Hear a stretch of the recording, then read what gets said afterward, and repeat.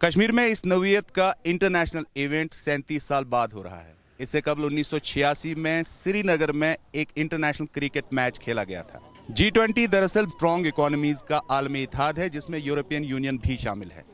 इस साल G20 की सरबराही भारत के हिस्से में आई है।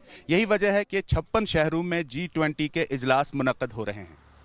लेकिन इस बार हुकूमत हिंद ने फैसला किया कि जम्मू कश्मीर में भी G20 तकरीबात का एक हिस्सा मुनक्कद होगा, जो सयाहत से मुतल्लिक आलमी वर्किंग ग्रुप का तीसरा इजलास होगा। आज से ये 3 रोज़ा इजलास श्रीनगर में शुरू हुआ। हुकूमत का तो यहाँ तक कहना है कि इससे सयाहत को फ़रोग मिलेगा। यहाँ पर कई साल से सयाहों की तादाद में इजाफा तो हुआ है, लेकिन जो गैर मुल्की सयाह हैं वो यहाँ पर अभी नहीं आते हैं, क्योंकि कई ममालिक ने अपने लोगों को मना किया है कि कश्मीर जैसे कॉन्फ्लिक्ट जोन में वो सेफ नहीं है।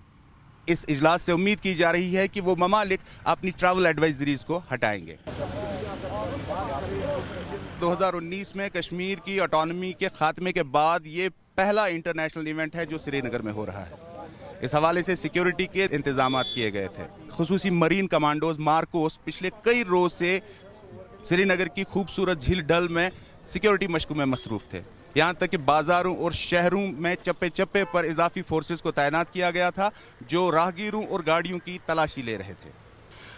ताहम साबिक वज़ीर आला महबूबा मुफ्ती ने इल्ज़ाम आयद किया है कि G20 की तकरीब का श्रीनगर में इनेकाद इसलिए किया गया ताकि यहाँ पर जबरी खामोशी को नॉर्मलसी के तौर पे प्रोजेक्ट किया जाए।